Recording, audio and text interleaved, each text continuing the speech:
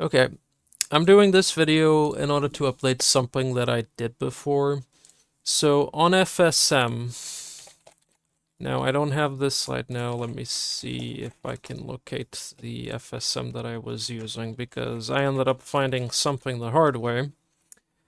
Okay, for example, on Spike, I had here player speed 1.2.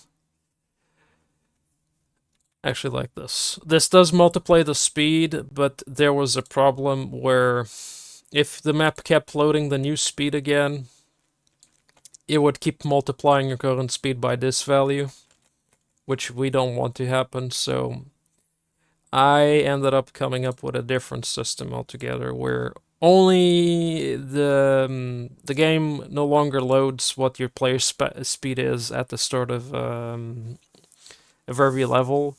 Instead, you start with default 140. Let me just make sure I'm actually correct. 140 on blah blah blah blah player configurator. Yep, 140. And then when you have a different weapon, it will basically do setvar global dot weapon speed. It should probably be a different name, but I'll change it accordingly. Or speed. I'll do speed with weapon instead. Setvar global speed with weapon. Do this here. This one like this. And then we're gonna change this over here by the intro. Global player speed is equal to that. It equals this. And I'll explain this in a second what I'm doing. This goes here. Save. Hub loop.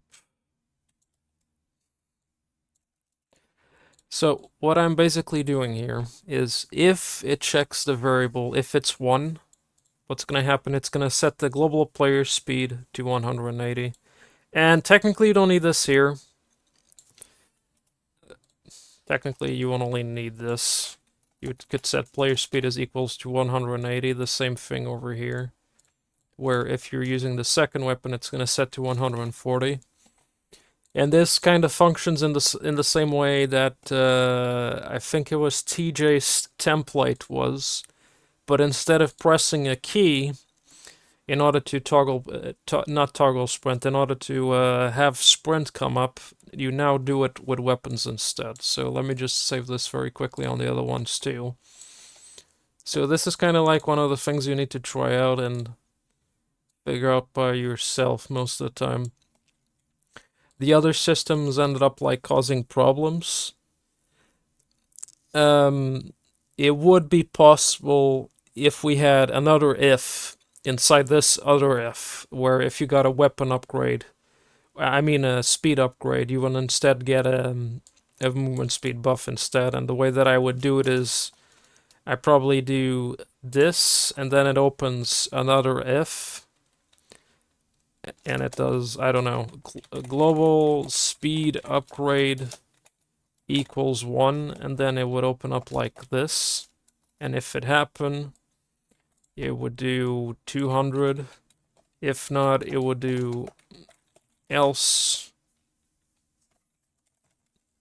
And it would run this other equation, not other equation, this other part of the if instead. So you would have two ifs inside an if.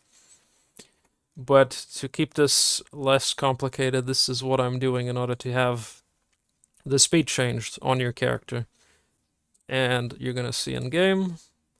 Gonna get in game right now. Let's see if OBS is actually showing it. So I'm at 180 when I'm with my club weapon. If I change this one, I am slowed down to 140. And the speed difference is clear. And it's also close to being instantaneous, because the reason is that on the loop script this is updating not instantly, because I have this thing limiting the how quick this is, and I believe what this does is it divides 1 second into 60, and then it times it, and then it quickly returns, I believe. So it's running like at 1/60th of a second.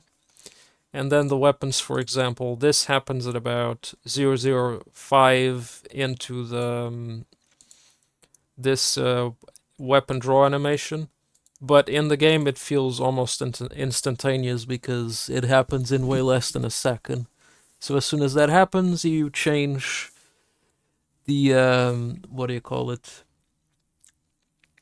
You change speed almost instantaneously. So that's one way of doing things instead of doing player speed.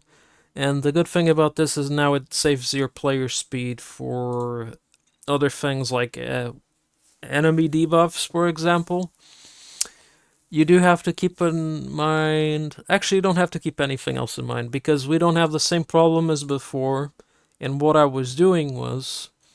So let's go back to this script, for example.